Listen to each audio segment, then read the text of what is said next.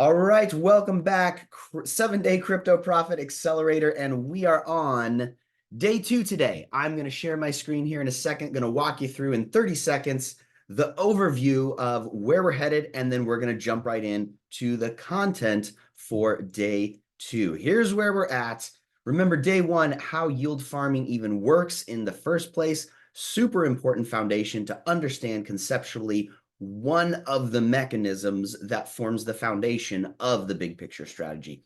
Here we are, day 2. We're going to talk about how to fund your first Web3 wallet. Day 3, the strategic approach, big picture perspective. How do all the pieces fit together? Day 4, avoiding scams and staying safe, because what's the #1 rule of investing?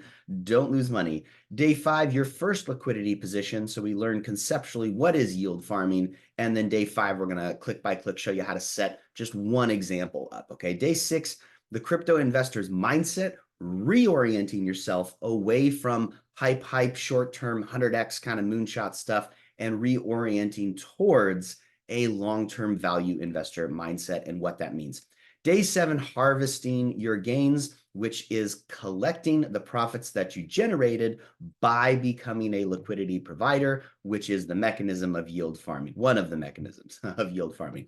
All right, let's jump right in. All right, I'm going to kind of jot down some notes here as we go so that you can follow along. Now, when we talk about funding a wallet, you might have heard the phrase Web3 wallet. You might have also heard people talk about the DeFi wallet. Okay, the main premise here is what we call self-custody, meaning you might have a centralized exchange account with Coinbase, with Robinhood, with Binance.us, with Kraken, with any KuCoin, with any one of these centralized exchange platforms.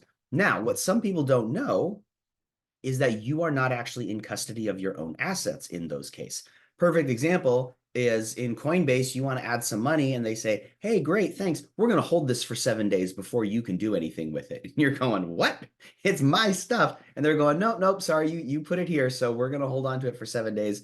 Then you can do what you want with it. So centralized exchanges like Coinbase do have their place. You might see I've got a little tab open here for Coinbase. I am going to use that as a tool, but we're using centralized exchanges like the big dogs because they kind of function like banks at this point still. We're using those to onboard and offboard. So a centralized exchange, you might see the CEX little note there, centralized exchange. This is to onboard and offboard dollars, fiat currency, okay? What that means is if I want to transition $10,000 from my bank account to crypto, I have to find a way to purchase crypto or onboard it. And centralized exchanges can be a useful tool to make that happen. You go, hey, I'm going to connect my bank account, send the money over, buy some crypto with that, whatever it is. And then I'm going to send it to my self-custody wallet. Okay. Self-custody, in my opinion, is the most secure as long as you take a few simple precautionary measures so you don't lose access to your own funds, okay? So once we have the money on a centralized exchange, we send it to a self-custodied wallet. Now we can interact with DEX or decentralized exchange platforms. For example, you might have heard of one called Uniswap. Uniswap.org is the actual address. That's at this stage the largest and most reliable decentralized exchange platform. Again, millions and millions and millions of swaps happening online there every day, representing billions of dollars. And we're just going to take a small cut of the trades that are happening. So what would be the actual steps to funding your first wallet? So step #1 would be open an account with a centralized exchange platform. In this example, because I can't give you all of them, right, for the sake of time, in this example, I'm just going to use Coinbase because it is one of the largest. And yes, it has its little hiccups and problems or whatnot, but for the most part, it can be a very useful tool to onboard new dollars into the wide world of decentralized finance. Step 2, I'm going to walk you through this one, is open an account with metamask.io. Now, you don't have to do MetaMask, okay? I'm just saying, hey, we got to start somewhere. And MetaMask, again, it's a useful tool. It's well known. It's been around for a while. Is it the best Web3 wallet? I don't know, maybe, maybe not, depending on who you ask. But it's a very useful tool, and it can allow us to connect with many, many different decentralized exchange platforms where we can then become liquidity providers. So here's the address, metamask.io. Okay. You go here. Now, I've already got this installed, but you'll probably see a button that says download for Google Chrome. I recommend make this a Google Chrome extension. To me, that's how it functions smoothest and easiest. Yes, you can install this as a mobile app on a tablet or smartphone. I don't recommend that only because it introduces one layer, an additional layer of vulnerability.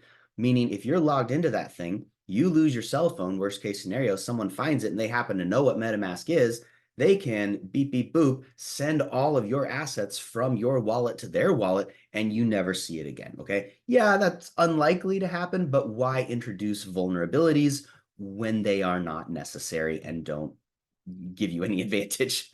So I'm going to recommend install this as a Google Chrome extension.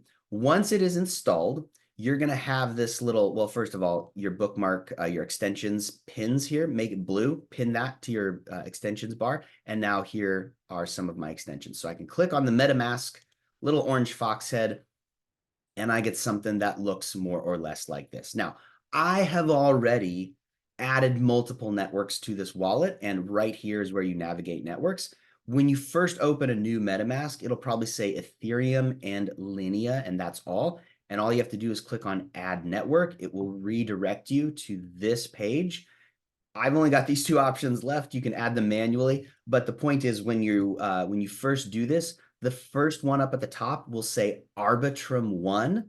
All you got to do is click on Add, because when I show you an example later on in the 7-day accelerator, the example of the pair that I'm going to help you build is on the Arbitrum network, which uses ETH as its primary gas token. Okay. So what that means is just click on Add. Little pop-up will come to your MetaMask wallet. Hey, approve, connect, approve it all. It's fine. It's perfectly safe. Arbitrum 1, add that to your wallet. Then what you'll see is when you try to open up your MetaMask, up in the upper left-hand corner here, you'll have Arbitrum as one of the selections. And I can click on that. And I've already got some assets loaded up in here. This is my demo wallet, but this will all say 00000 for now.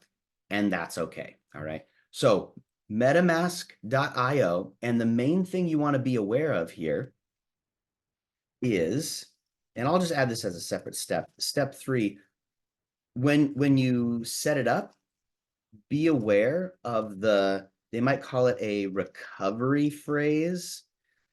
Sometimes it's called, a seed phrase. This is a string of 12 random words that just adds encryption and security to the whole experience. This is where self-custody comes in. No one can recover that phrase for you. It's yours. You have to keep extra special care of it. So what that means is make 2 copies, write it down, do not store on cloud storage. That means Google Drive, OneDrive, iCloud, whatever it is, don't store it anywhere online. Again, is it likely that someone's going to randomly find that and then hack into your wallet? It's not likely, but it's possible. And so why would we want to introduce a layer of vulnerability when we don't need to, when it doesn't serve us? So make hard copies, put one in a fireproof box or a safe, and then put the other one in your office, and then just store the third one in some random secure hidden location. Okay. So you're going to go to metamask.io. You're going to create a new wallet, install it as a Google Chrome extension, create a new wallet paying special attention to your seed phrase or recovery phrase. You're going to write it down, and then you're going to pin this MetaMask Google Chrome extension to your extensions bar, and then it will have the little fox head here. And when you click on it, you can open it up. Now, if you're doing this for the first time, pause the video here. All right, pause the video, go do that. It might take you 10 or 15 minutes. That's fine. But set it up now, because the next step is going to be, well, not the very next step, but eventually we're going to transition some funds from the centralized exchange to your MetaMask wallet. Okay, that is step 4. Purchase some, and I'm just going to recommend, again, I'm going to recommend one asset as a demonstration to like walk you through this process. There are hundreds of assets to buy on Coinbase or other centralized exchanges. For now, if you're doing this for the first time, just purchase some ETH. So ETH is the ticker. Purchase some ETH on Coinbase or whatever that centralized exchange is. And you might have to wait a few days before it's available to send off platform. Meaning Coinbase might say, hey, you opened a brand new account. You just put in your first $5,000 or whatever your number is. You can trade on our platform immediately. So go ahead and get some ETH, but you can't send it back to your bank account or to any other external wallet, which is what your MetaMask is. You can't send it to any other external wallet for 3 days, 7 days, 10 days, whatever restrictions they happen to be putting on it. All that means is from this step, you might have to wait a little bit, okay? And that's fine. All of this material on the 7-Day Accelerator, it's all recorded, it's evergreen, you have access to it. You can watch this video today, come back to the other ones in a week if they are indeed restricting your access to your fund.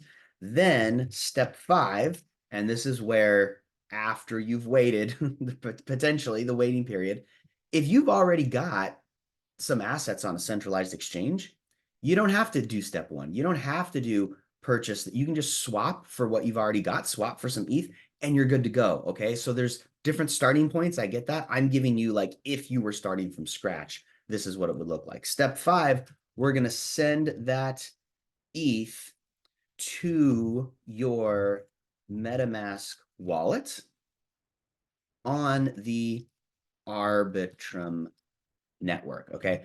So we could send ETH on the Ethereum network, and that's fine. It's just that it gets pretty pricey to operate and transact anything on the Ethereum network because the transaction fees are so consistently high. So, I mean, that's actually why Arbitrum was built as a layer 2 on top of the Ethereum network to accommodate a bulk portion of the transaction volume that's coming through that blockchain. Okay, so step 5, here's what that looks like. Okay, if I'm in Coinbase, and you can see I don't keep a lot of money here because, again, I'm not storing my crypto on Coinbase. I just use it to onboard and offboard dollars to crypto, crypto back to dollars, and I use it for little demos like this. So I keep a couple bucks here just to show you guys, hey, this is how the platform works. So what I've got, and by the way, inside here, I've already set up all the 2-factor authentication, all the identity verification. Sometimes Coinbase will have extra prompts that you won't see here on this demo because I've already gone through these years and years ago. But if you're doing this for the first time, it might say, hey, you can't send crypto until we validate your ID. Send us a picture of your driver's license, wada. They'll go through that process with you. Just follow the prompts and always check your email inbox because they'll often send you something that says, hey, we got your request for a transfer. We just need to verify your identification. Or they might say, we're going to delay this transaction for 3 days. You can speed up and get rid of the delay by verifying your ID. Okay, so just be aware of that. Keep an eye out for that. So I'm going to click on my assets. And I just have, little Bitcoin, little ETH, little Sol, little Polygon. Okay. Like I said, I don't really store my crypto here, but I do have a little bit of ETH. So I'm going to click on that one. And then before I go to transfer, and by the way, sometimes for some reason, this button looks different. Okay. It might say withdraw. It might say send and receive or something like that. The point is, whether you're on Coinbase or a different platform, there will be a send, a transfer, or a withdraw type of button feature somewhere. Okay. So in this demo, it's transfer. But before I do that, I'm going to go to my MetaMask wallet, and I need my wallet address because my wallet address, this is the public facing address. So it is okay to tell Coinbase, this is my address. You're not compromising yourself. It allows you to send assets to that wallet. So here it is right here under, and yours might say account one right here because you can name these different things. And underneath that is your wallet address. I'm going to click on that. It says address copied. Great. Close my MetaMask wallet, and I'm going to click on transfer. Then I have this option, send crypto, and it's going to pop up. It's going to ask me how much I want to send. The default is to denominate in US dollars, but if you click here, you can denominate in ETH if you want to. I'm just going to denominate in dollars and say I want to send $50 worth. I'm not actually going to do that. This is just for the sake of the demo. And then I'm going to send, this is the asset I'm sending, Ethereum.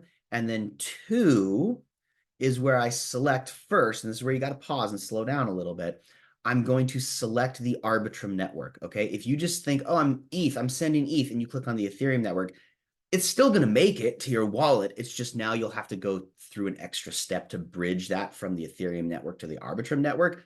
This is just a way to avoid that extra step, okay? So we're going to say Arbitrum network, and this is just a warning saying, hey, make sure that that wallet address is equipped to receive assets on the Arbitrum network. Otherwise, they get lost. And you go, cool, don't show me that again because, yes, it's supported.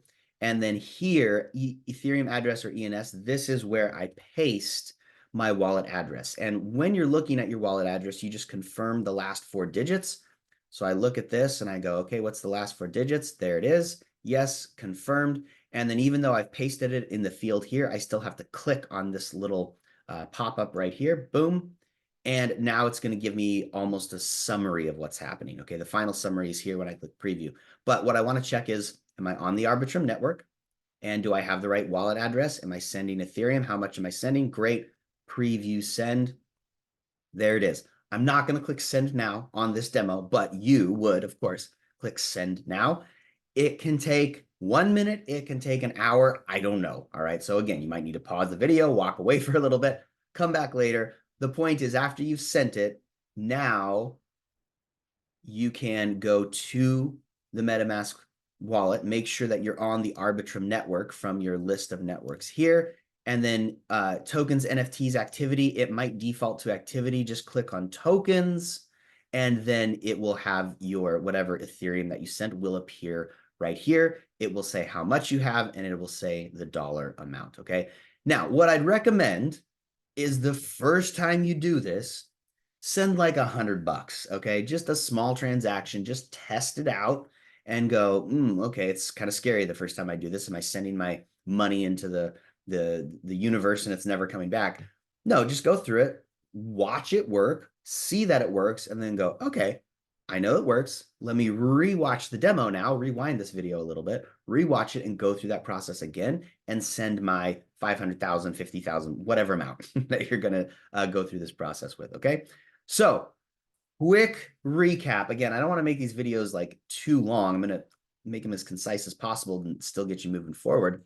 All you're doing, if you've never done this before, open up an account with a centralized exchange. Okay, that's your onboard. Then you're going to open an account with metamask.io. Remember, pay attention to your seed phrase or recovery phrase. That's your security. That's super important. No one can ever recover it for you. If you lose it, you lose access to the assets that you've sent to that wallet. So super critical that you understand that and take precautionary measures ahead of time. That way you don't become 20 years later one of those stories where they go, well, I bought 100 Bitcoin in 2018, 17, but now I just don't have access to it. That would be a bummer, and I don't want to see that happen to you.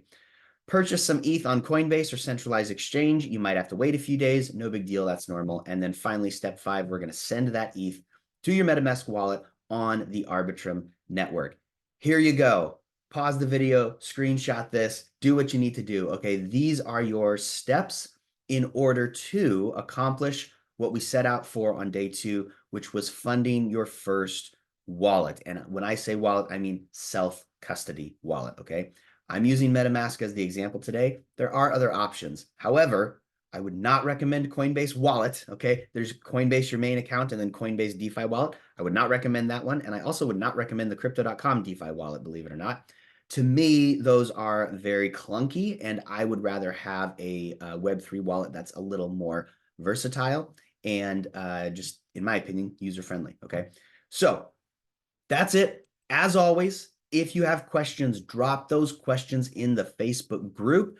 You can tag me or one of the admins, and we'll get back to you when we can. Okay, there's a lot going on over here. I'm not going to say I'm going to get back to you immediately, but we will answer your questions as we have time. And from here, we're moving into what I think is the fun stuff. This is like, hey, we're just getting set up right now. You need that. You need the foundations. But obviously, the exciting thing is, hey, I want to open my first concentrated liquidity position.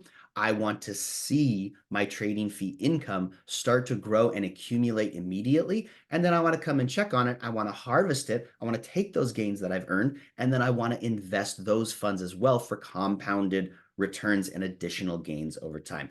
So that's it for today. Stick around. I will see you in day 3. Have a good one.